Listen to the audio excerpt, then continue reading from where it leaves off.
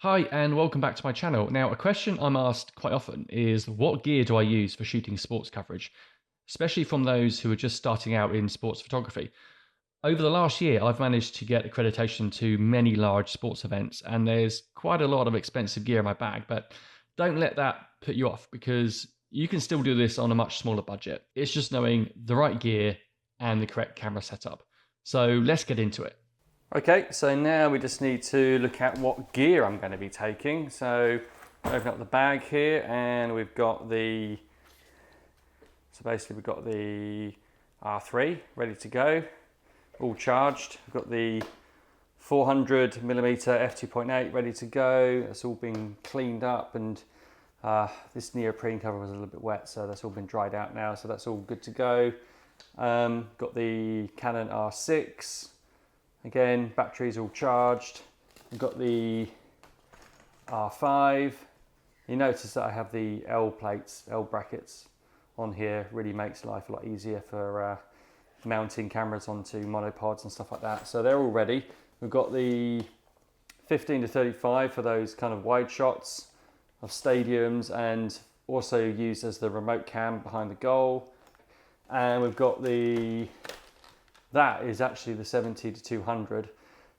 So the 400 and the 70 to 200 is what I'll use to shoot the actual footage of the game going on.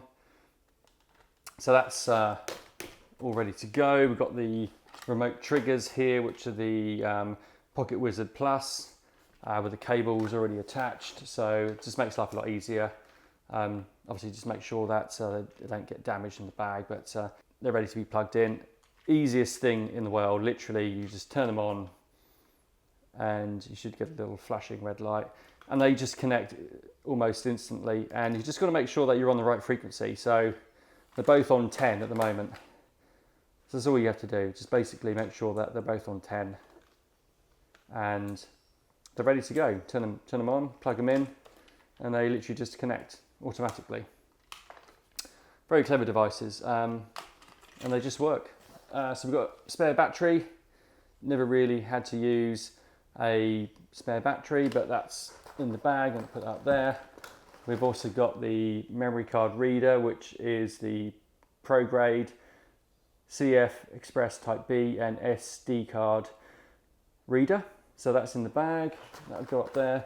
I do have some charging plug just in case I need it, which is a USB-C and USB-A plug.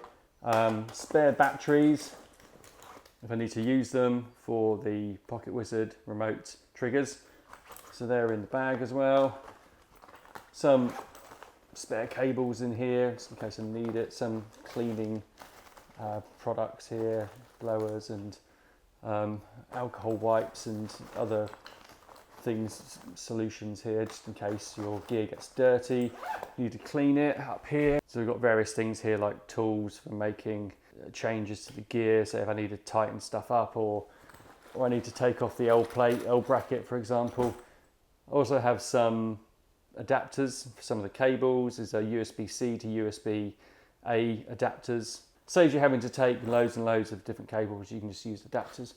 And there's various other bits in here. There's a base plate for the tripod mount or a monopod mount, just in case I need it. I think in here there's some spare memory cards, just in case I need them. Never had to use those. And cleaning cloths and various other bits and pieces in here. Nothing of any real importance. So let's put those back. That is basically the gear. Also a blower, just in case you get any dust on the lens, the front element of the lens, especially this one. It's just easier to blow it off than it is to wipe it off. Just use the blower and just blow everything off. And there is a cleaning cloth somewhere. I don't know where that is. Also spare cables for the remote triggers, just in case they break.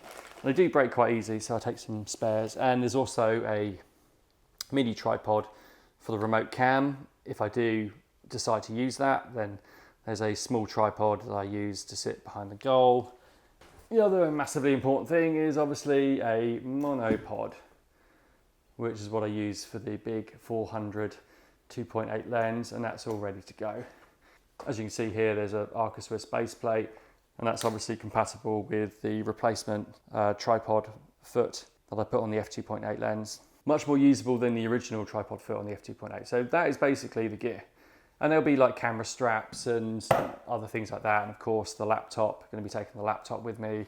If you have the facility to do so, then you might need an Ethernet cable.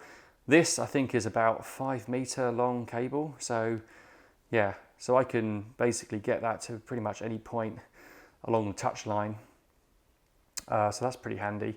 And I just have an adapter to the MacBook M1 that just accepts Ethernet cables, like an Ethernet port. I think it's an Ethernet to USB-C adapter, and that works really well. Never had any problems with that. So I don't need that today because it's a small stadium.